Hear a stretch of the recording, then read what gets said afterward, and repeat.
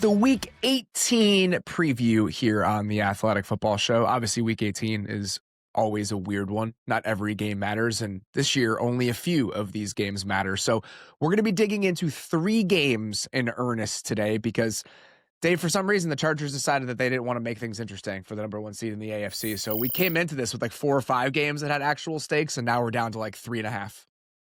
I'll be honest, I had forgotten about this, but social media reminded me that Mike Williams got hurt for the Chargers in this situation a few years ago. So yes, with what Justin Herbert's been through this year and what the Chargers have in front of him, I can't say I blame them for just trying to get to the postseason with a shred of good health. I want to be very clear. I don't mind them doing what they're doing in terms of it being smart. I just think it's taken one other game with actual meaningful stakes off of the table here. Oh, yeah, we're down to like 3. And I do not really blame Justin Herbert for kind of like you said, Dave, like him just let me have my guys. I don't really care who we play in the playoffs. Just I need my guys at my disposal and we can win the game. Other than the games that we're going to dig into, obviously there's some seeding implications still to be figured out in Week 18. We're going to talk about that at the end, along with just some incentives to keep in mind, not for any actionable purposes, but just something to be thinking about as you're watching these games, and especially for a couple of these, what it might mean for some season-long awards, which we will be hitting next week in the middle of the week on the show. Let's start with our games of the week here, presented by BetMGM with the Seahawks and the Niners. The Seahawks are 1.5-point favorites in San Francisco. Dave, I think this is a pretty easy one, but why is this a game of the week? You've heard of a win or go home game. Can I interest you in a win and go home game? As in you get to win and go stay home home game for the rest of the playoffs. I mean, we're talking about home field advantage in the NFC, particularly for the 49ers. I mean, we're going to talk about it, just how amazing it is that a team this banged up is in position to get the 1 seed. But if they win this game, they could get all the way to the Super Bowl without having to travel ever again, because that's where Super Bowl 60 is the Bay Area. So unbelievable incentive. Obviously, the Seahawks as well. You get to stay home and make people come to Lumen Field, one of the best home field advantages in football. I mean, what else is there? It's 2 of the best teams in the league, the 2 top teams in the NFC. The NFC West has been the class of the league all year long, and it's not surprising that 2 of the 3 teams in the division are in this spot heading into the final weekend. I can't remember which broadcast it was this week, but they were talking about some of the historical numbers associated with getting the bye or being a wild card team and what that means for your playoff chances and getting to the Super Bowl. Some of that is self-selecting. The best teams usually get the bye, and the lesser teams typically are wild card teams, and so that's why, in part, the teams with the bye go to the Super Bowl, but it still is really, really important to get the bye. You play 1 fewer game in this crazy season where it feels like anybody can lose to anybody. And so only having to play 2 games in the NFC playoffs versus 3, where the entire NFC field outside the winner of the NFC South feels dangerous in the postseason, Derrik, this is a massive, massive deal, whoever wins this game. Yeah, this is a huge game, because we'll talk about the AFC side of the bracket where the Broncos and Patriots are kind of fighting for the 1 seed, but whoever loses that, you're still the 2 seed, and you get to play like a lower end team in that bracket. This is like you drop all the way to the wild card if you lose this one. It's a huge, huge game, and I think this one is fun from the divisional stuff too, because so many of these divisional games have been packed. Like teams are playing week 15 and then week 17 again, or in week 18 now, and like you're kind of getting these back-to-back divisional games. These teams played in week 1. Like some of the best Seahawks players weren't even playing in that game. It was just been a very weird season for everybody like since then. And so this is one of the rare cases where we actually don't have very much to go off of based on how these 2 teams played the last time. And it's just been a weird season for the Niners overall. Obviously, they have a chance to get the 1 seed on Sunday. But if you just think about the different iterations of the Niners over the course of this year, obviously early in the year, you lose your best defensive players within the first 6 weeks of the season. You lose your quarterback for a good chunk of that stretch. And so we have that moment in October where the Niners continue to win, in part because they're playing a lot of bad teams, but it's a Mac Jones-led offense that's solid but kind of unspectacular, and then we're worried about the defense. And then Purdy gets back, and you're still worried about the state of the defense because they're so young and banged up, and the offense doesn't look very good because Purdy's still not all the way back healthy, and so you have a couple of these strange performances where they beat up on the Cardinals, but they don't look very good, and then they win against the Panthers, but that's an ugly game on Monday night, and now you have this like final stage of the season for the Niners where the quarterback looks healthy, and the offense looks like arguably the most dangerous offense in the NFL. So even if it's kind of been this weird route to the 1 seed where they've never really felt like the scariest team at any point this year, we are now arriving at kind of like the final station of the season where they might feel like the most dangerous team because of how scary the offense looks. You just got to do it at the right time. I actually do think, I don't know if I would full-throated make the argument that they are the best offense in football right now, but if somebody wanted to do it based on like the last 3 weeks and also just the history of what we've seen this offense be when they have a lot of their guys, I don't think that would be that crazy. Like what they've done to obviously the Colts, and I know the Bears are the Bears, but like they made that game look incredibly easy from start to finish. And even when Purdy had to make plays outside of the pocket, he looked really good and healthy, which, like you said, that Cardinals game, they beat the Cardinals.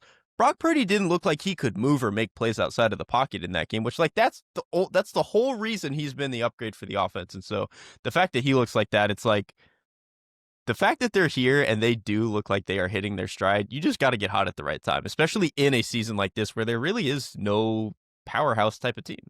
Yeah, but I said this on the Week 17 recap show, and that's, I mean, the stakes make it juicy no matter what, but it's so cool that we get to see just how for real they are, because this is not the Bears or the Colts, with all due respect to those teams. This is the nastiest defense in the NFL. I mean, the Broncos are up there too. The Texans are incredible. Don't get me wrong. But you know what? Like when you go one all the way to the bottom, like, you know, defenses lean on like 15, 16, 17 guys, like one all the way to the bottom, I'll take the Seahawks against anybody, because it just feels like wave after wave after wave of badass at all three levels of the defense. And so what a phenomenal opportunity to find out just how real the 49ers offense is. It's a fun conversation, and maybe one we can have as we get into the playoffs, because the best defenses in the league this year are going to make the playoffs for the most part.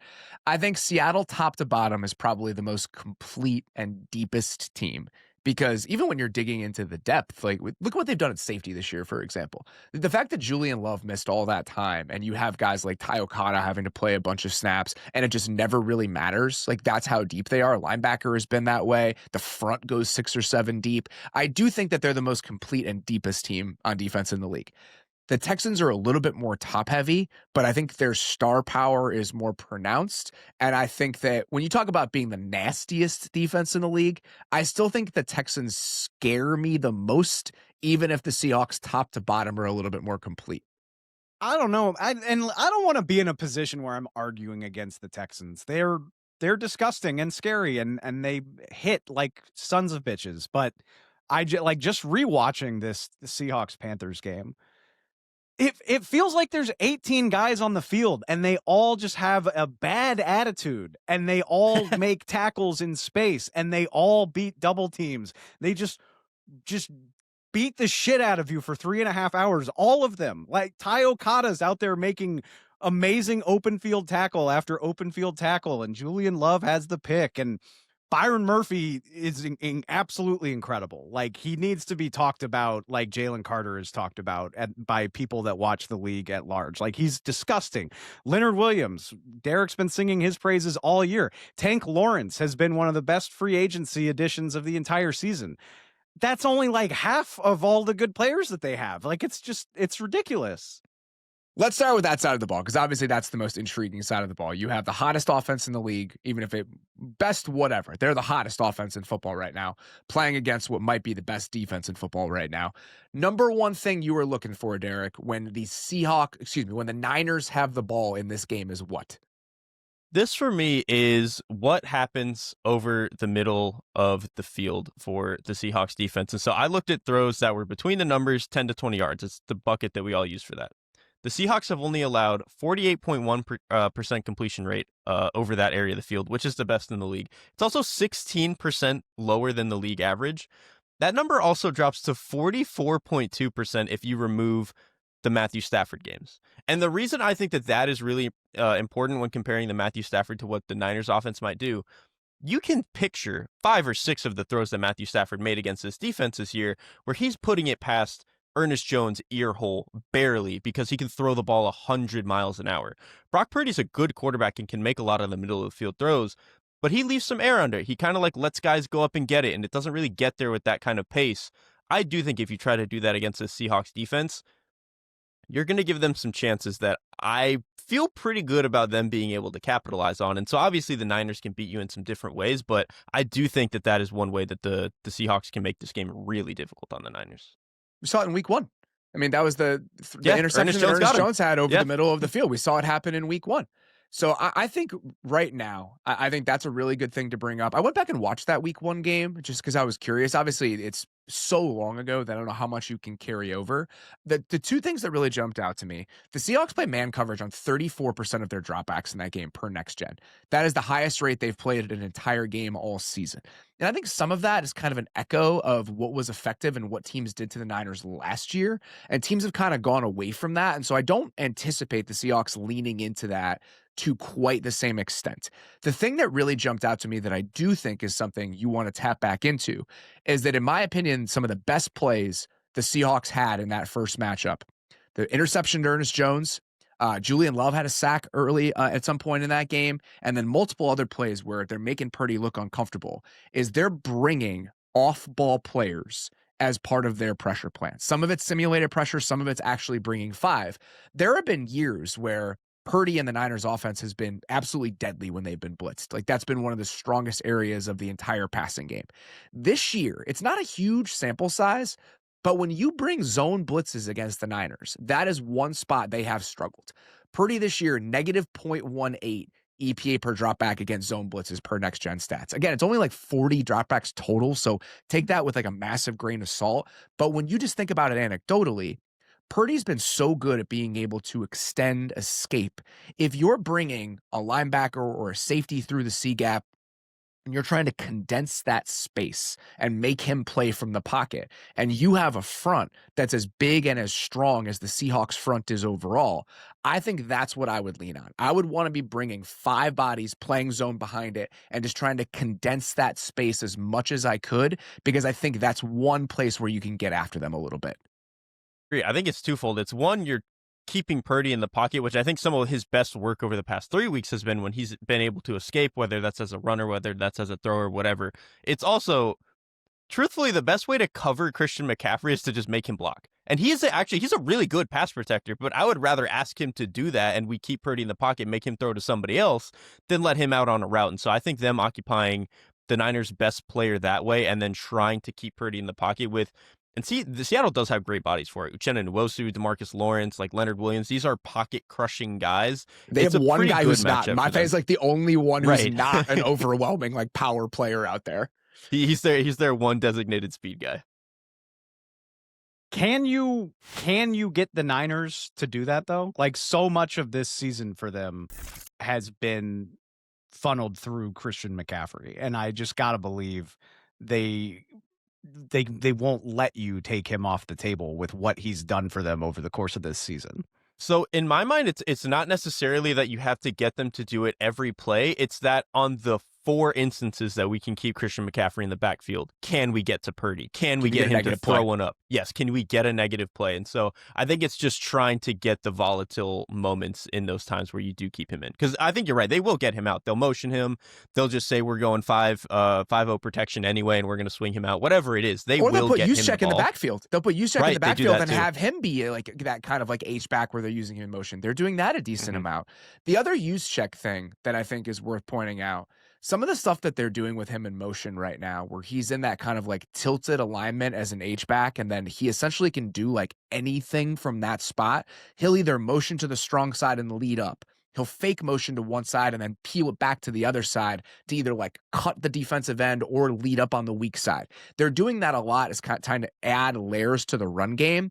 And Dave, I know that's one question you had about the way that this thing could go, is that the Niners, for the most part this year, their run game it's lagged at times, but it has looked really good over the last few weeks. Now that becomes a question of, Is that a product of playing against the Colts and the Bears? Or are we actually seeing enough life from the Niners run game where that can be a strength of who they are as we head into the playoffs? Plug for our guy, Ted Nguyen. He's got a phenomenal cut up of what the Niners are doing with Juszczyk right now and the ways they might use him in this game. And it's something that I have my eye on because throughout the season, like if you've just been keeping tabs on the Niners from afar, they have not run the ball as efficiently or as effectively as you might expect considering Christian McCaffrey and their reputation and all of that stuff. The last 2 weeks, though, they have had phenomenal success running the football. They've had success rate up around 50%, two of their better performances of the season. Obviously, that's against Indianapolis, against Chicago, and Chicago. It's not the same thing. That's what we're talking about here. Where is this Niners offense figuring it out? And is the stuff that they do with Juszczyk, using him in motion, using him as a guy that can misdirect a defense and just play a variety of different hats, is that, I hate to say for real, because I'm sure they can do it against plenty of other teams, but can you do it in this game? Can you do it against a team that might be there at the end of the line in the playoffs? The Seahawks are number 3 in the NFL in rushing success rate and EPA per carry on defense. Only 6.4 of their rushing attempts have gone for an explosive, which is number 2 in the league as well, and they're top 10 in stuff rate. So it's looked really good, and I'm sure it would look good in a lot of playoff games they could play, but this will be very informative. Let's get to the other side of the ball. In my opinion, when I'm thinking about of the 4 units in this game, who has like the largest onus on them and how the game is going to go? I think it's the Seahawks offense for me. Because if the Seahawks offense plays the way they did against the Panthers last week, I just don't think they're going to win this game. Because even if we have faith that Seattle can slow the Niners down more than the Colts or the Bears have, I still think the Niners offense is going to have some success in this game. I think it's going to be really hard to win this game with 20 points if you're Seattle.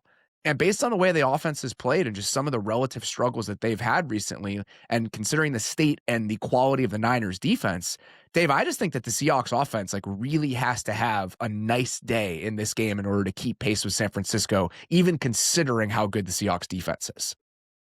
It's funny how many games the Seahawks have won in dominant fashion. Like you think back to the Falcons game a while back, obviously this Carolina game, but so much of their success has hinged on the defense putting them in advantageous situations. Only 9 Seattle touchdown drives in the last 6 weeks have started on their own side of the field. And 5 of their touchdown drives in this stretch out of 14 have started on the opponent's 35-yard line or closer. And that doesn't include Rashid. So it's an even split, basically? Yes. Yeah. Yes. And that doesn't include Rashid Shaheed having, he had a kick return against Atlanta. He had the huge punt return against the Rams. Like, defense and special teams is doing a ton of heavy lifting for the Seattle Seahawks. And that's great. But can you count on that over the course of 3 or 4 playoff games in a row? I get a little bit nervous. And I was curious about this because it clearly hasn't been the case all year, right? I mean, we were talking about Sam Darnold as an MVP candidate over the first half of the year. JSN has a chance at Offensive Player of the Year. In the first 9 weeks of the season, the Seahawks had 19 touchdown drives that not only started in their own territory, but took at least 6 snaps. And I think that's important because if you're a Seahawks fan listening to this, you're probably thinking of plenty of big offensive plays, right? But they have had so many 3 and 4 play touchdown drives where they hit a 50, 60, 70 yarder and they're just down in the red zone immediately. On possessions where they've kind of had to be more methodical, it has been incredibly hit or miss in the last 7 weeks. They've only had 5 of those. They have only had 5 methodical touchdown drives that started on their side of the field, really since that Rams game. And so I would like to see it in a game like this where, I really respect what Robert Saleh has done with this unit considering everything, but you should be able to get everything you want against the 49ers. And if you can't do that, I get a little bit nervous about the postseason. Couple numbers I'll throw out there just to kind of speak to what we're discussing here. The Seahawks are 13th in weighted offensive DVOA right now. Like they're just, you felt it over the last 4 to 6 weeks, the fact that there has been sort of a downward slide for that unit. And speaking to that ability or inability to put together those methodical touchdown drives, the Seahawks are essentially tied for dead last in the NFL in number of plays that comprise their scoring drives. It's about 7 plays per drive. They just don't have as many of those drives as other good offenses because they've been so explosive. The only team still 17 weeks into the year with a more explosive pass rate than Seattle are the Patriots and the Packers. That's it. They have relied on explosives in the passing game. And that's why, Derrik, I thought the Panthers did such a good job last week, because I think they really did a thorough kind of intentional job of making sure we're going to limit the explosives. We're going to cut crossers. We're going to have our corners play over the top of everything. And we're going to make you consistently check the ball down, run the ball efficiently, and string some of these drives together. And if I'm the Niners, that's exactly the style of game I want to play against the current version of the Seahawks offense. Couldn't agree more. If the dilemma is like, do we make Darnold beat us by throwing 4 post routes, or do we make him beat us by hitting 20 balls under the 10-yard line? I would much rather make him play that game, play the efficient game. And I do think, like you said, the Panthers, I thought, did a really good job of staying on top of stuff, which, again, the Seahawks want to take a lot of these deep shot plays. They also boot a lot. Like, a lot of the way that the offense functions is we're going to get under center, do all this zone stuff, and we're going to boot off of it. The Panthers, I thought, had a really good game plan for a lot of their boot stuff. One, I thought you talking about some of those crossing routes, the linebackers did a phenomenal job staying under a lot of those when they knew they were getting zone flow, boot flow. I thought that was really good. And then at least like a half dozen times, it felt like they would roll down safety Trevin Merrick on the line of scrimmage, kind of like an edge player where he would be to what they think the boot side is going to be. And so when Sam Darnold is free, you've got Trevin Merrick like right there in his face. And so typically, sure, that's a defensive end, but a safety is a hell of a lot faster and going to get in the quarterback's face a lot faster. And then even if he just needs to be like a backside run down player in the run game and they're running zone away from him, if he's unblocked, like, yeah, Merrick can get there too. There was one where he got unblocked where they tried to run away from him and he got a 6-yard tackle for loss. So I think just some of those game plan things, I do think there's a chance they really make the Seahawks be methodical, and I don't trust this drop back passing game enough for that. I think they have to run the ball efficiently in this game too, based on like the current state of the Niners run defense. If they can't do that, I think that becomes a problem, because I think that's one of the avenues to methodical, consistent offense against this Niners team, is being able to run the ball. And the run game has looked better recently, but it's still been very up and down for Seattle for a good chunk of the year. You talk about boot plans and perimeter pressures, things like that. The Niners will do that. They did it against the Bears last week, where they'll send the nickel against a team they think is going to be using a lot of play action on early downs and doing some of that boot stuff. Upton Stout currently dealing with concussion. He was limited in practice this week, so that's worth considering. Some of the other injury stuff, it sounds like George Kittle is going to play, which I think is huge in man coverage situations. Like what he's been able to do when they need a gotta have it completion on like 3rd and 7. In the first game these two teams played, he had some really nice moments against the Seahawks safeties specifically. Just kind of speaks to how far Seattle's secondary and Seattle's defense has come over the course of the year. Like Emenwari didn't even play in that game. Okada was somebody that was kind of swimming in that game. They just don't feel that way anymore. And so the safeties against Kittle matchup, I think, is an interesting one. And then the last injury thing that I think is worth mentioning, there's a chance both left tackles don't play in this game. Both of those guys are dealing with a hamstring injury, and we talk about the ability to crush and condense the pocket against the Niners. If Trent Williams is not going to play, I love Austin Booker. The guys that they're putting on the edge for Seattle are built a little bit differently than Austin Booker when it comes to consistently crushing the pocket against the Niners offense. Yeah, I'll take those guys crushing the pocket against any backup tackle. Austin Pleasance had a nice night replacing Trent against Chicago, but this is not that. Yeah, Tank Lawrence and Uchenna Nwosu are built a little bit differently than Austin Booker, who's got the length, but not necessarily the oomph. One more stat I had that I loved. I do just want to note, and again, I really do admire the job Robert Saleh's done. But over the last 6 weeks, the Niners have the worst defensive success rate in the league over the last 6 weeks.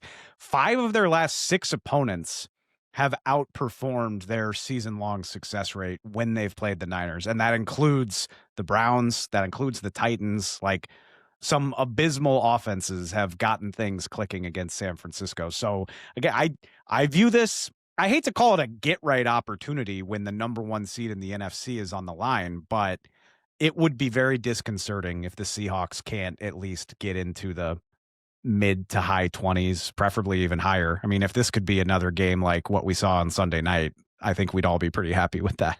Again, it goes back to me thinking that Seattle's offense has the most pressure on it of any of the units in this game, because based on what you just said, they need to have a good game against the current version of the Niners defense. The Ravens at the Steelers. The Ravens are 3.5-point favorites on the road. Dave, why is this a game of the week? Somebody has to win the AFC North. Somebody sure does. That's a weird thing to say about Yeah. a division that has, piled up so much equity over the last 2 decades. But it's where we are at the end of 2025 and into 2026. It's a gross division. It's been 2 gross seasons for these teams relative to what they are as organizations and what the expectations were, particularly for the Ravens. But I said this a few weeks ago. The only thing more embarrassing than winning this AFC North would be losing it. And so you gotta find a way to get this thing over the finish line. And if they do, I'll stop being mean for a second and say the team that wins this game, you get a home playoff game. We've seen something from both of these teams that suggest they could reach the divisional round of the playoffs. I don't think that's out of the question, but you got to win on Sunday night first. Especially in this current field. Like, getting in is a huge part of the battle here. Just getting in the dance in what feels like a wide open season. I'll say this. If the Steelers lose this game, I think there will be some of the normal frustration with the Tomlin era, and there'll be people pissed off in Pittsburgh, and that will happen. At the end of the day, the Steelers were probably supposed to be this sort of team. They were probably supposed to be a team that finished somewhere around 500, that had a 42-year-old quarterback that was available for very little this offseason. You have some holes offensively. The defense is, I don't even know what to make of it. Like, it's still a pretty good unit, but there are weeks where they look completely hapless. There are weeks where they look excellent. This version of the Steelers, I think, even if they fall short, it shouldn't necessarily be a surprise about what their season looked like. The Ravens need to win this game. Like, the Ravens need to win this game and get into the playoffs. I don't think that the Ravens winning the AFC North and being a playoff team should erase any of the bigger picture conversations about why this season was disappointing about the Ravens. But Derrik, if the Ravens go from being the team with the best preseason Super Bowl odds of any team in the NFL to missing the playoffs in Lamar Jackson's prime, even if he's been banged up this year, that would be a disaster. So you win this game, and even if you lose in the first round of the playoffs, I think your season goes from the total flaming nightmare train wreck to a significant disappointment. And the gap between those two things, I think, is significant enough for this game to really, really matter for Baltimore. You can live with disappointment and then just start coping yourself into like, we had guys banged up, the front was never healthy, and Lamar was never healthy. You can start to do that. If you lose the game, you probably start spiraling the other way about like, maybe calling for people's jobs and stuff, which again, I've said I still think that you give Harbaugh another chance. But I don't think that will happen, but the conversation is very different. You understand why the noise would start to kind of trickle up if that happens. Let me be the reckless one then, because it's a good rule of thumb to say, like, there's usually a shock firing every NFL coaching cycle, or at the very least, it's not uncommon. Are we ruling out the idea that the loser of this game could be facing a pink slip situation on Monday? I think it's a very remote possibility. I think for the Ravens, it's even more remote.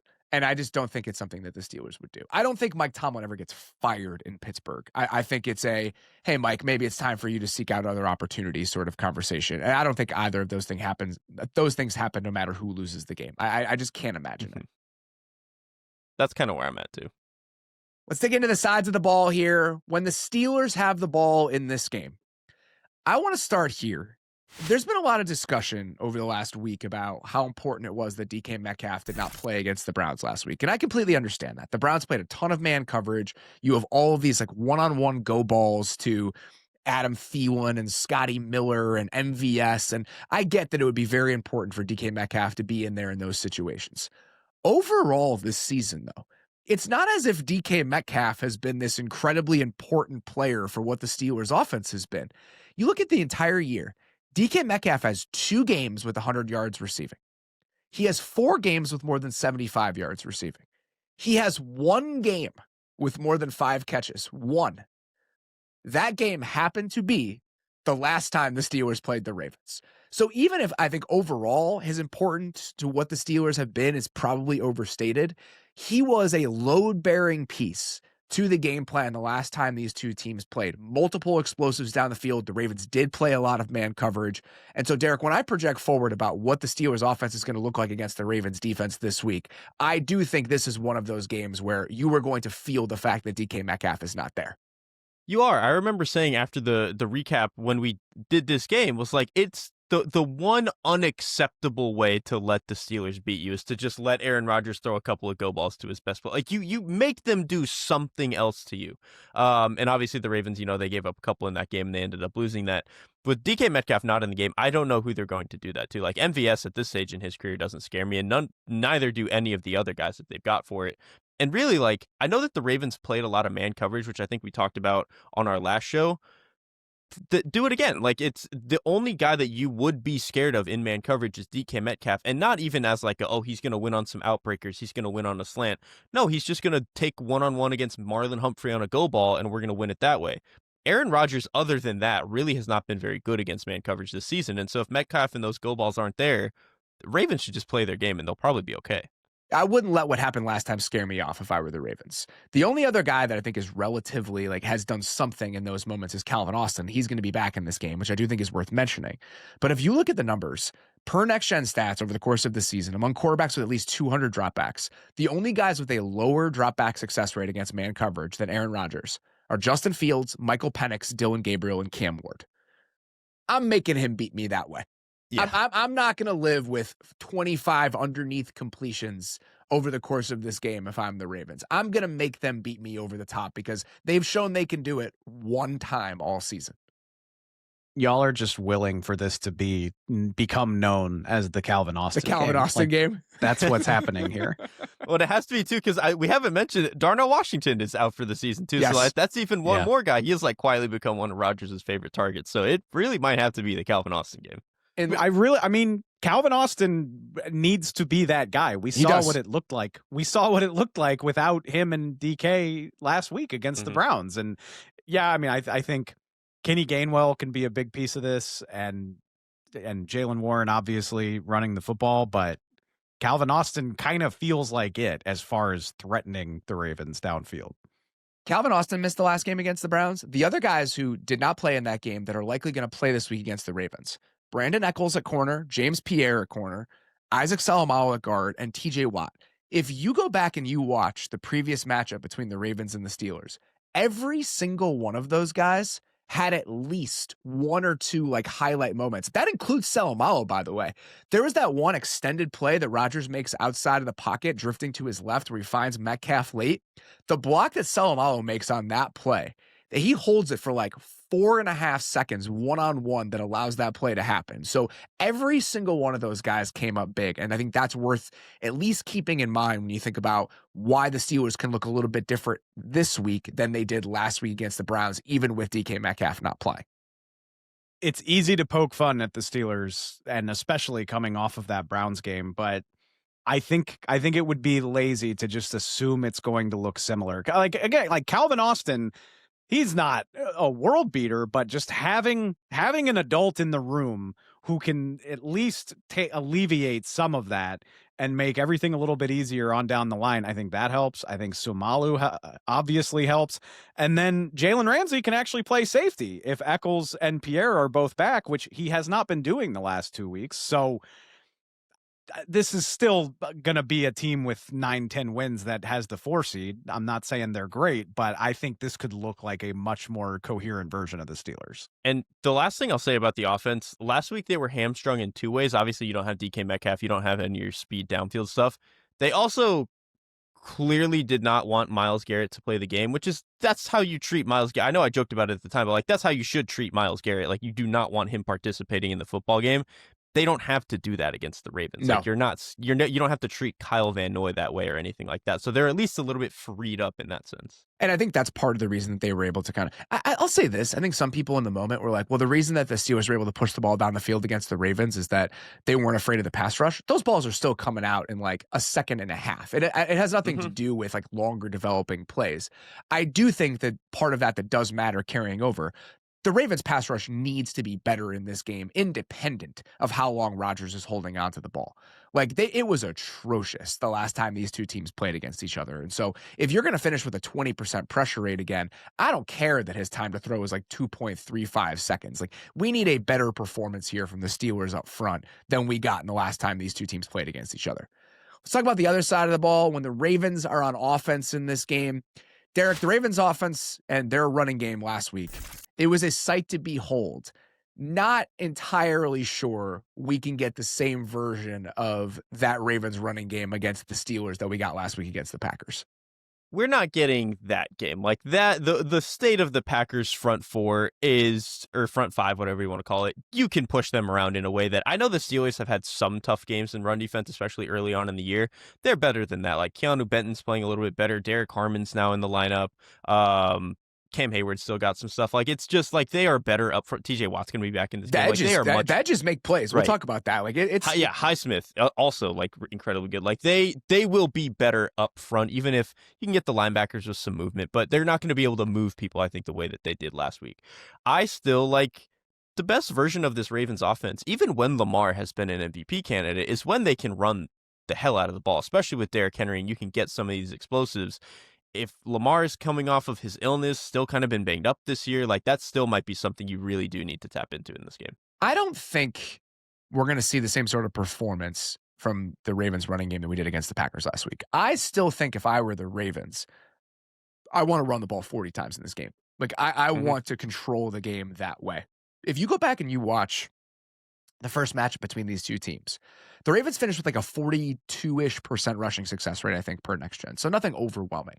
But most of their negative runs came in one specific situation. It's when they were leaving TJ Watt unblocked on the backside of some of these under center runs and trying to hold him with either like jet action that way or some sort of slice or some sort of boot. We have so much evidence that that doesn't work against this team. Like they just don't care. I mean, I've talked to coaches in the past where they told me we just don't run boots against the Steelers. Like we just won't leave them unblocked because they don't account for the booting quarterback or any sort of motion back that way. And if you look at what the Ravens were doing later into the game, there were two things that really jumped out to me from a run game perspective that I think we're tapping into here. They were consistently accounting for that backside edge in one way or another, whether it's Ricard out of like an I formation look, slicing back across and cutting that guy, or they're sending somebody sifting across that way. They were leaving those guys unblocked way less often in the second half of that game, and it was leading to fewer negative runs. And the other thing that if I'm the Ravens in this game, the only time I'm leaving those guys unblocked is if I am using Lamar Jackson in the run game. This game specifically feels like the week where if you think he is healthy enough, I'm not saying you have to run him a dozen times, but I think running him 5 or 6 times and trying to get 7-8 yards every single time you do, it worked in the second half against the Steelers last game, and I think it's something you should try to tap into in this game because I think this is the team to do it against.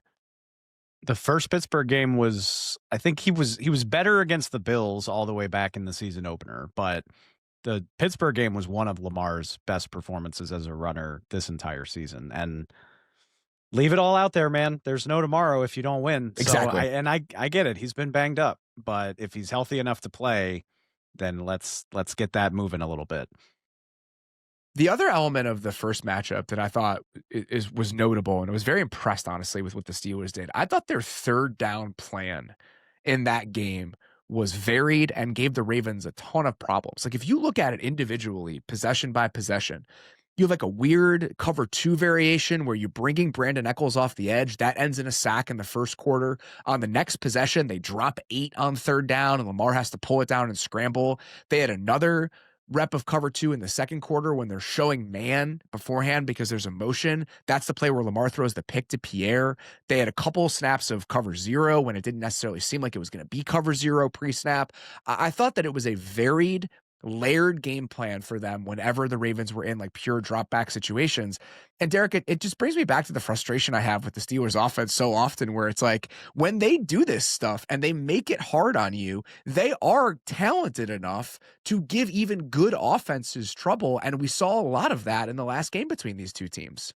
And they often do that against Lamar Jackson. Like they have typically played him very well, even in some of his best MVP seasons. Like I think one of his worst games last year was when they played the Steelers. Absolutely. And they did a good job of like squeezing every seam route that the Ravens tried to throw, which that was one of their best balls for the entire season, is throwing a lot of those seam balls, and the Steelers just took it away. Like they have a very good sense of what Lamar Jackson and the Ravens offense typically likes to do, which I think kind of goes back to your point, like run the ball 40 times. Because if you're running, then you're just not getting into those scenarios where they can call some of this fun stuff on third down or even on some second and passes. Like if we can just try to control the ball, keep them out of some of that stuff and not have to have, because again, they've done this even against the best and healthiest versions of Lamar. If we're getting 85% of Lamar and they typically game plan against him, it's like, it sounds weird to say take the ball out of Lamar Jackson's hands as a passer because he's obviously incredible, but this is like a weird scenario where that actually might kind of favor you in some ways. And I think you don't it doesn't have to be one or the other. I think the best way to kind of build on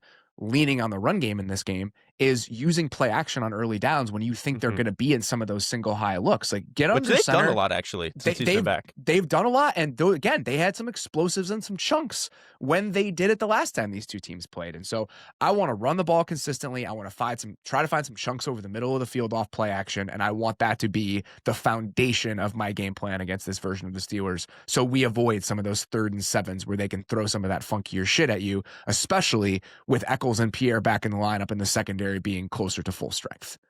Let's get to our third game here with the most stakes in Week 18. That is the Panthers at the Buccaneers. The Bucs are 2.5-point favorites in this game at home. Dave, why is Panthers-Bucs one of the games of the week in Week 18? In a much more dejected tone of voice, somebody has to win the NFC South. Like that's is this that's because where you we were are. the Bucs guy? Is this why it's dejected? It's dejected because that's how much worse the NFC South is than the AFC North. It's just like it's like not even has to. Just somebody's going to win this division, and it might not even happen on Saturday. It might happen 24 hours after this game takes place. It's so perfect. It is just so perfect that the Bucs could win this game and the Panthers could still win the NFC South if the Saints beat the Falcons beat the Saints. Like that, it's just too perfect. You know how like on Selection Sunday in college basketball, the teams like sit around the TV and wait to see if they get called. Like if the Bucs win this game, you could be in a situation where like the Bucs and Panthers are at the facility watching Falcons Saints in their film room, waiting to find out if they're a playoff team. I want to just be clear about the dour vibes surrounding this game and the fact that somebody has to win it. For the Bucs, I think that's justified. Based on what the last seasons have felt like, based on what the first 6 weeks of this season felt like, the Bucs are right now, I think you could make a serious argument that they're the most depressing team in the NFL. Like the Chiefs, we've had enough time to live with it, right? Like the fact that Patrick Mahomes isn't hurt and the Chiefs are out of the playoffs. The Bucs week to week right now are incredibly depressing. And if they somehow stumble into the NFC South title, I don't think anybody's going to be throwing a parade. I think the Panthers are in a different enough situation where there is something worth celebrating if this team gets in, even if it is as a 9-8 division champion, considering what the last, I don't know how many years of Panthers football have looked like. And to me, how much this season represents a significant step forward for them as a franchise. I don't want all of the gray clouds following the Bucs around right now to diminish what would be, in my opinion, an actual accomplishment for the Panthers. I 100% agree. Like this, save for Bryce Young, maybe taking that step into being a really, really good quarterback, everything else you could have wanted as a Panthers fan or supporter or whatever has come to fruition. Like you paid for the defense to go from historically bad to like not great, but functional. They have gotten that. And I think especially as we've gotten a little bit closer to the season, like guys like Nick Scorton kind of taking a step as a young player, that's been really exciting. Your top 10 pick is awesome. Teteroa McMillan, like he's incredible. Your offensive line and run game, I think you sold this idea that like we could build the offense off of that. I think that has mostly come true, even with a lot of the injuries that they've had all year. That's the most impressive part to me, is the fact that they've been Yes. able to run the ball so consistently as they've cycled in and out of all of these different offensive line combinations. There's a lot to be proud of with that. And to continue our season-long theme with the Panthers, the absolute worst they could be drafting is like 15, and like they might pick 19, 20, who knows? Like this, you're right. I'm glad we're saying this because like they've had some very unflattering moments, and this is a bad division, but they could finish this season with a winning record. They beat the Packers, they beat the Rams, and I'll keep saying it, like they were a major pain in the ass for the Seahawks for like 2.5 quarters. It's like they are not a bad football team, even if this is a bad division. There was a chart, I think it was Ian Hartitz put it out today, and it was just Bryce Young's EPA per dropback by game for every start of his career. And it was a bar graph going up for positive and down for negative. And it's just like an equal split where half the games are just huge bars going up and half the games are huge bars going down. And my response in looking to that is it's not surprising, but it's also one of those like, what am I supposed to do with this? Like, just like, what am I supposed to do with this is kind of where I land on him. And I think that colors what you think about the Panthers moving forward, like what the next step of this looks like. That's something that you have to reckon with. But this step specifically, I think has looked pretty darn good in a lot of ways if you're a Panthers fan. All right, let's talk about that side of the ball first. When the Panthers have the ball in this game, Derrik, the number one thing you were looking for when the Panthers offense is on the field against the Bucs. I mean, so there are a couple of things. When I watched this game, I watched the Week 16 Bucs game that they just played pretty recently before we got onto here. The Tampa Bay Bucs corners in coverage honestly played a pretty phenomenal game. Like I thought that they played really good. Like Jamel Dean played really good. Jacob Parrish played really good. Really, other than Teteroa McMillan beating Jamel Dean and him kind of falling asleep in the end zone on that one go ball right before the half, they played a really shut down game. And I thought that they're probably going to need to do that again to win this game because I think, the Panthers receiving core, they've had Teteroa McMillan for the entire year, but otherwise, like they finally have Jalen Coker back in the lineup, which he was in this game. So those corners really do need to shut them down. And I really think outside of a couple of big games against teams like the Falcons, like Bryce Young has really struggled to throw like tight windows and stuff and for a lot of the season. And there was actually one play that I think illustrates what frustrates me the most about Bryce Young, and I think where I can get stuck with him. If he's going to be a player that doesn't have the best arm, he's not the biggest, isn't the best athlete, all that sort of stuff, he needs to be on time and anticipate all the time, and he flashes that. But there was a throw with 43 seconds left in the second quarter, and they've got just one of those like 10, 12-yard outbreakers to the right-hand side at the sticks. It's Xavier Legette. He gets to the top of his drop, and the good quarterbacks, Jordan Loves, Matthew Stafford, even like Sam Darnold when he's hot, they get to the top of the drop, back foot hoods, you throw it. And those are guys with really good arms, and they let that rip. He kind of like sits there and bounces twice, throws it late. Xavier Legette is way too close to the sideline, ball sails. It's like you just can't do that if you're going to be the type of quarterback that he is. I know this isn't the point, but I just love Derrik going to Jordan Love first there in that example. Jordan Love was the best possible good example player. of a good quarterback. is hilarious. That first matchup, there are two elements of the Panthers offense in that game against the Bucs defense that stick with me. One, the Bucs played just crazy amount of cover 2 in that game. Some of that is driven by the fact that the Panthers had a long 2-minute drive, and so there were probably like 5 or 6 cover 2 snaps on that drive specifically. But even considering that, it was 40% cover 2 for the Bucs defense in that game. And Bryce Young was happy to take a lot of the underneath completions that they were giving him. And so I wonder how much of that we see carry over, because that's not forcing those tight window throws that you were talking about, Derrik. And so that's one specific part of that last game where I'm like, I just can't see that happening again necessarily. That's a really good shout too, because when you watch that game, typically when we think of Tampa 2, you have the middle linebacker, the pole runner. He'll run with whoever that seam player is. He'll try to squeeze that window. Some teams and whatever, maybe it's a game plan thing, maybe some teams just like it. Instead of having him run all the way up, they'll just trust that the deep safety can end up squeezing it late, and then they'll just ask that pole runner to like turn back and look for any dig routes coming behind him. I think that is the right way to play it against Bryce Young, because he'll throw a lot of those dig routes coming back. He hit a couple in this game. He hit one to Teteroa and McMillan that I can remember. but he won't throw a lot of those seam routes. And so them like falling off of it and trying to go and squeeze those other windows with some of this Tampa 2 stuff, I think does make sense again for this matchup, even if they got beat a couple of times the first time. The other element of the last matchup that I think is worth keeping in mind for this one, we talked about it in the moment in the Week 16 recap when the Panthers won this game. The Panthers won this game up front.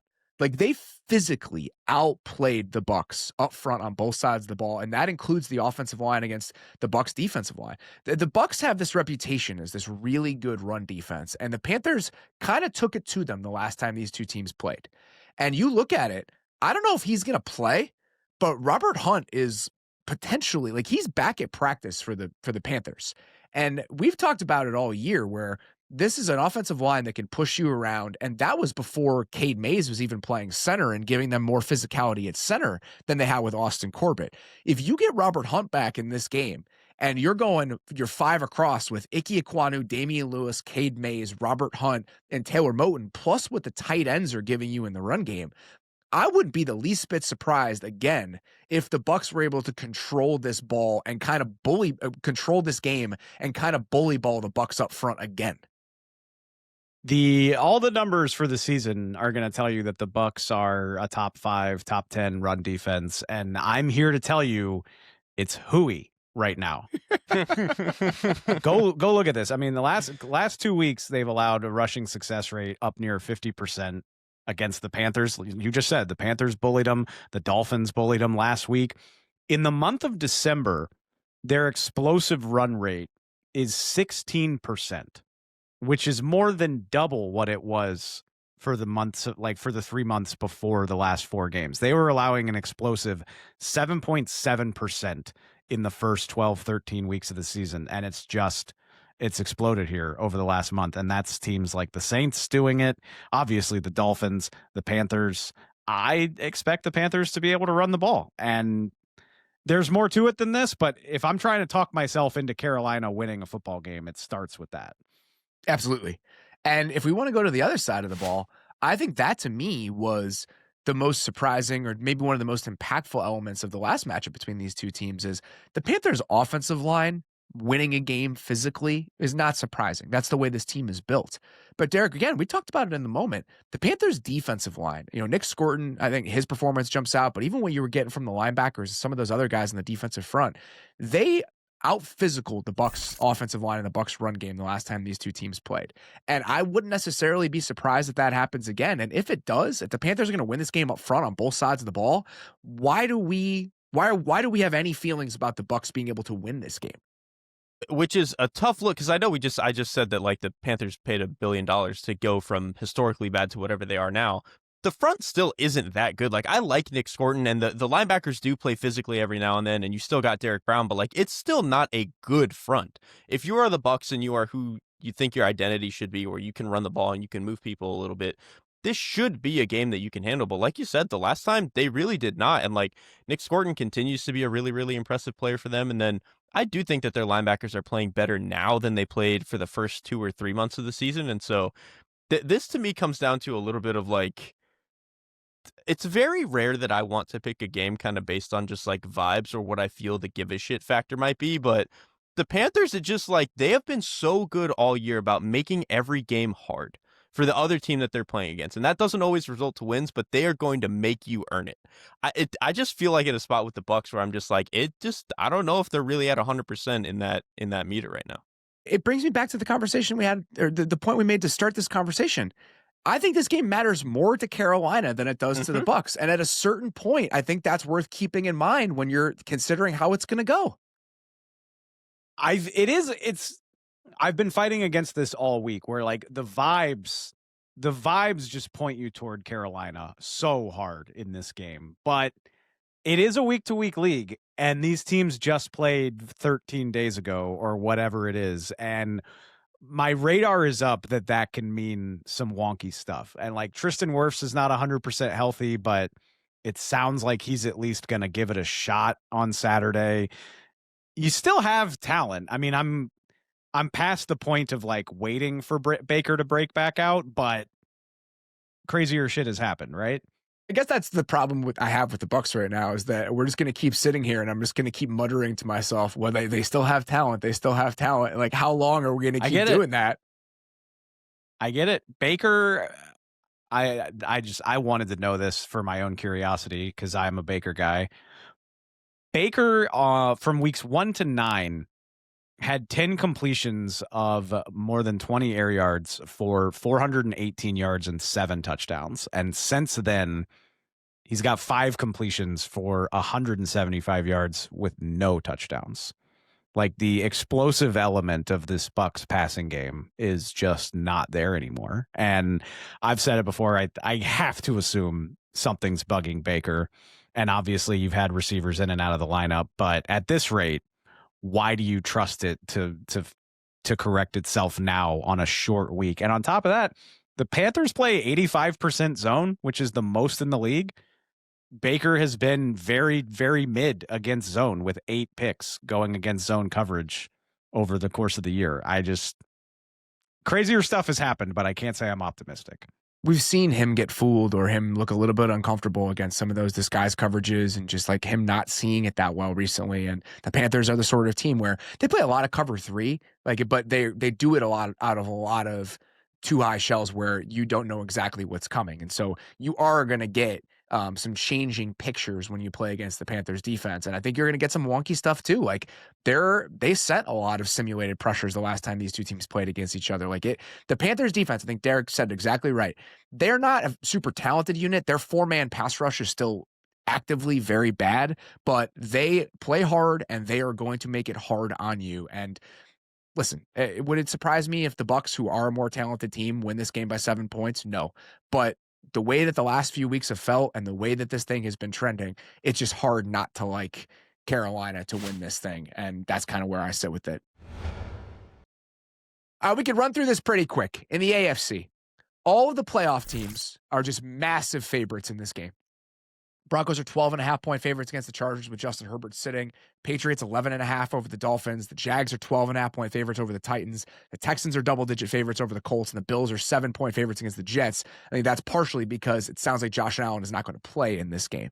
So if you assumed chalk, the wild card round will be the Broncos getting the bye. The Patriots is the 2 seed against the Chargers as the 7 seed. The Jags is the 3 seed against the Bills as the 6 seed. And the AFC North winner against the 5 seed Texans.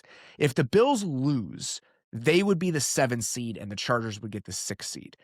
I assume that part of the thinking with Josh Allen sitting is that the difference between the 6 and the 7 is not worth a week of rest for a Josh Allen who is banged up, which I completely understand if you are Sean McDermott and the Bills. I think that makes perfect sense because if they get the 7, you would most likely end up playing the Patriots. And I don't want to do the are the Patriots better than the Jags? I don't really think that really matters. It's the point of you've seen them twice. So I think you probably are pretty familiar with that matchup, and it's not really going to come up on you and scare you if you have to play them again.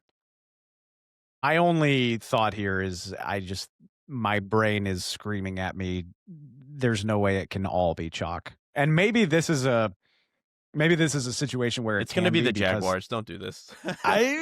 Crazier things have happened. I don't know. I mean, maybe this is the week where it's okay to take chalk because teams are going to be sitting meaningful players. But yeah, man, I mean, Titans have been playing better football. Jags are the Jags. I got to imagine something goofy is going to happen. I don't know if that means the Jags are going to give up the division, but I've got my eye out for it. If the Jags lose and the Texans win the AFC South? Correct. So, specifically... God, that'd be horrific. I did joke when I made the point that in week 9 when I was, or week maybe 11 or whatever it was, when I was like, yeah, the Jags can win the division. I did make the point that they will get here and then potentially lose it to the Titans. I think that is the one. That is the one place where I've got my eye out. Where whatever happens with the Broncos and Patriots, whatever, and the Chargers aren't playing Herbert, so that probably won't be very interesting. I tried to talk myself into the Chiefs Broncos game being interesting last year, and it was over 30 seconds in. Yeah, but the AFC South games. I mean, the Texans played with their food against the Raiders 2 weeks ago. And the Jags have done Jags things in the past. They played with their food against the Raiders 6 weeks ago or whenever that game happened. I'm not at the point where I trust the Jags even still. So those are the games that I'm kind of looking sideways at. NFC playoff situations, NFC seeding situations. The Seahawks-Niners game obviously is for the number 1 seed. If the Seahawks win and the Rams win, the Rams are the 5 and the Niners are the 6. If the Seahawks win and the Rams lose, the Niners are the 5 and the Rams are the 6. It does sound like, based on what McVay said after that game on Monday, that the Rams are going to play guys. We'll see what he actually does with that. And this is a coach who famously does not play anybody when he doesn't need to, and didn't last year when it was only a matter of playoff seeding on the line. So that's something worth keeping in mind. If the Niners win, the Seahawks are the 5 seed and the Rams are the 6 seed regardless of what happens in Rams-Cardinals. Other seeding stuff to keep in mind for the NFC, the Bears will lock up the 2 seed with a win over the Lions or an Eagles loss. The Eagles have announced that they are not playing a lot of their starters, including Jalen Hurts. So it does seem like the Bears potentially are trending to the 2 seed, even if they do not beat the Lions. It sounds like the Bears are going to play guys. My vote here, like, Luther Burden is like a maybe he can play sort of guy. I'm anybody that's like on the line. If I'm the Bears coaching staff, I don't think it's worth it. Like, I'm giving those guys 1 week before we get to the playoffs rather than doing everything I can to win this game and get the 2 seed, especially knowing that the Eagles are probably not going to be playing that hard. Especially, and I'm not trying to suggest the Bears should be afraid of the Packers, but that's who's waiting for you if you get the 2. And so, I mean, I really selfishly want to see Bears-Packers 3, but that would be the most fun way of doing it. I mean, listen, we can talk about it when we get there. I haven't like come to terms with the emotional realities Robert's of that game still yet. processing this. Hold on. There's a pretty easy world, right, where we get the Bears as the 3 and like the Rams as the 6. Is that correct? Yes. I would like to see Caleb Williams and Matthew Stafford throwing flamethrowers for 60 minutes in a playoff game. I think that would be really fun. I think I'd rather play this version of the Packers than this version of the Rams. Well, you would rather play the Packers. I'm saying as a neutral viewer, that's the game that I want to watch. I don't care about your entertainment value at this point. We have real things at stake here.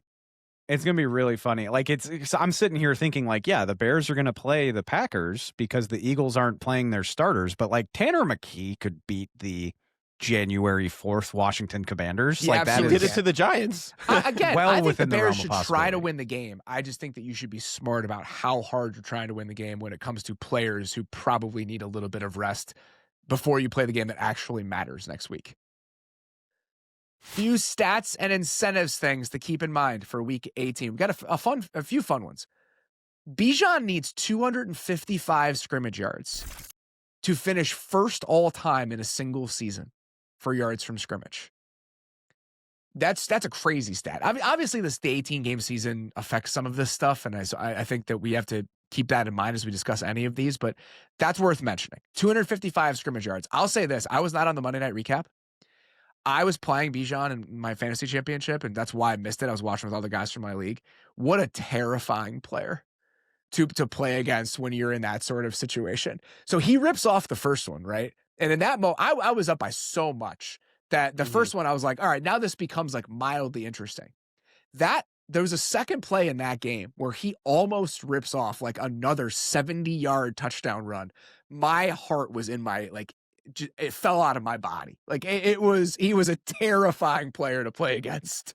And what I would have imagined, and you tell me this as someone, again, watching him playing against him, how many times does it look like he's going to get hit in the backfield and you're like, cool, bad run for them. And then he gains yards and he gets points off it. You're like, what? Every time he touched the ball, I was holding my breath. Like every single time. Like that is the type of player that we are talking about here. So it's not surprising that he's within range of that. Why I think that's actually kind of fun. He's in range of that, and I don't think he's going to be like a top 2 finisher for Offensive Player of the Year.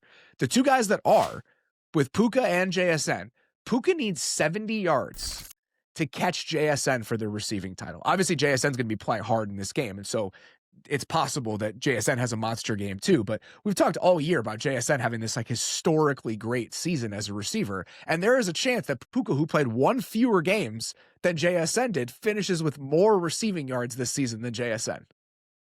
And keep in mind that Christian McCaffrey is nipping at everybody's heels in this conversation. We talked about this on the Monday recap show where I don't have his stats in front of me, but he's up over 2,000 scrimmage yards already, is he not? CMC had the scrimmage yard lead until Bijan had that game. Yeah. So, I mean, you're talking about a guy that's going to finish with like 2,100, 2,200 scrimmage yards and 15 plus touchdowns. Like, if the Niners get the 1 seed and McCaffrey has a great game helping them get it, he could steal Offensive Player of the Year. That's not crazy, even though it sounds crazy based on what we were talking about halfway through the season. It's going to be a fun conversation next week when we do the awards, because I think that's become a very intriguing race. Few other just statistical milestones to keep in mind. Caleb needs 270 passing yards for the Bears' first 4,000-yard passing season ever. I'm fine with them trying to juice it. I'm fine with them just trying to do everything they can to get it for him. Like again, it's 18 games at this point. It could be a 20-game season, and to me, it does not diminish the fact that they would have their first 4,000-yard passer. So I am all for that. Rico Dowdle needs 7 scrimmage yards for $1 million. Think he's probably going to get that, hopefully. And he needs 1 more touchdown for an extra $250K. And look, I know all these guys make a ton of money, but Rico's an undrafted free agent. I think his career earnings are like $7 million, which, like, I know that's a lot of money, but guess what? Adding 1.2 million to that's huge. Could you imagine making 1/7 of your career earnings in one day? In one snap? Yes. If he gets an 8-yard touchdown, he gets it in one snap. My career earnings are not $7 million. I would be happy to make 1/7 of my career earnings in one day. I'll tell you that right now. Bradley Chubb, this is my favorite one. He would hit a $5 million incentive this week, but he needs the Dolphins to finish in the top 20 in scoring defense to activate them. The Dolphins are currently 21st in scoring defense at 24.1 points per game. The Falcons are at 24 points a game. So no one in America is rooting harder for Tyler Shuck this week than Bradley Chubb. Who do the Dolphins play this week? Who do they have to stop from scoring? The MVP of the league, potentially. Yes. Seems tough. Speaking of the Patriots, I love this one. I mean, Hunter Henry's already made a lot of money. Like, he's made $500,000 with what he's already caught, but he's 5 catches away from a $250,000 incentive, and he's 10 catches away from another one. So, like, if he caught 10 balls on Sunday, he'd make $500,000, which, like, that's a lot of catches. Don't get me wrong. He's only got 55 on the year, but if his best buddy Drake May is just funneling him the football, let's get goofy with it, buddy. Let's make me $500,000. Last one. Sam Darnold can make $2 million in incentives with 3 more passing touchdowns, 150 passing yards, and a 0.3 percentage point increase in completion percentage and 0.8 in quarterback rating. That's not crazy. I watched what Caleb Williams just did against the Niners. That's not crazy at all for him to get there. He needs all of those. Day.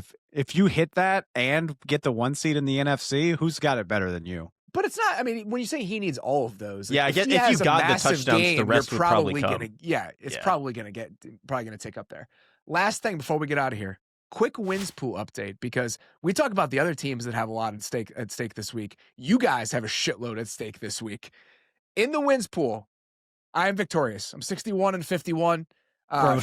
Thank you very much to the Seahawks and the Panthers for carrying me to this. This is the first year I will not have lost the wins pool. I can't even tell you how excited I am to get to Radio Row every day, not wearing some weird, embarrassing shit. I'm so looking forward to it. You guys, different story. Dave, as we head into week 18, is 52-60. Derrik is 50-61-1. So this thing is tight. It is a game and a half difference, and anything could happen in this week. Quick reminder, your teams. It's so gross. Dave has the Ravens, the Lions, the Niners, the Bucks, the Vikings, the Titans, and the Saints. Derrik has the Chiefs, the Packers, the Bengals, the Texans, the Broncos, the Raiders, and the Jets. Think of the matchups that we are relying on in these games. Like, I like Vikings Packers. It's going to be that's going to decide it. Like, honestly. Vikings Packers is huge. Who are the quarterbacks in this game? Like, Desmond Ridder. Desmond is playing Ridder for the just Packers. Signed. That's right. Yes. Oh my God. Derrik is deeply aware of who the quarterback for the Packers is right now. All of my Desmond Ridder stock from like 4 years ago is coming back to haunt me violently. This is what really sucks? bad. I accepted defeat like a month ago because it was rough there before the Saints and the Titans started winning football games. And so I had kind of made peace with being the loser.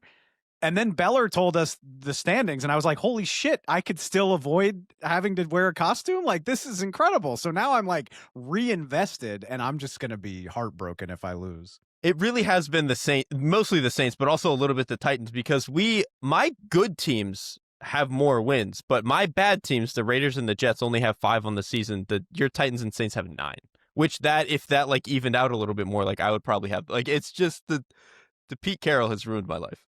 What would be so fitting is if the Bucs lost on Saturday and that was the game that ultimately did it to Dave, because he has the Bucs as one of his teams. Yeah, well, I mean, the Packers screwing me in Week 18 is also pretty, like, for as much as I invested in them, that would also be pretty. It's so true. God, I can't even tell you guys how excited I am to not have to give a shit about any of this. I really need to give like Dave Canales and Mike McDonald a hug when this is all over. I have a team in both of the win and in games. And so I'm sorry to Steelers and Panthers fans. It's nothing personal, but I need Baltimore and Tampa in the playoffs, clearly. Quick reminder, the punishment here, whoever loses has to dress as a super fan of the team most responsible for them being in this position. For Derrik, it's probably the Chiefs, right? Like, we're going to send you as like what was the guy's name that got arrested for all the bank robberies? Oh, you can dress up like, like the wolf guy. Yeah. Yeah. Okay. That would be Chiefsaholic. Yeah. Chiefsaholic. See, for a lot of this season, I thought I was going to have to be like the Bangalorean or something. So, but it's shifted. It would be funny if you were the Bangalorean, but I think something akin to the Chiefsaholic is good. And then for Dave, it's probably the Ravens, but we could also make an argument that it's the Titans. I think for you, Dave, it might have to be the Titans. Right? I would. If we're doing that, then I can make the case that it's the Raiders. The 2-win Raiders? I don't know. That's pretty bad. I would go for either one, but I think you got to say the Ravens for me because I took them first. I took them first in the whole thing, and they're 8-8. Just Ravens fans, if you guys have any like famous fans that dress crazy for these games and you think should be the inspiration for Dave if he does lose this, please let us know. And same goes for the Chiefs, even though I think that's kind of a richer palette to draw from just because we've got the history there. All right. That is all we've got for the Week 18 preview. We will be back on Sunday night with the Week 18 recap. Sincerely looking forward to that. For now, appreciate you guys listening. We'll talk to you soon. Thanks for watching. Follow The Athletic Football Show wherever you get your podcasts. And don't forget to subscribe on YouTube.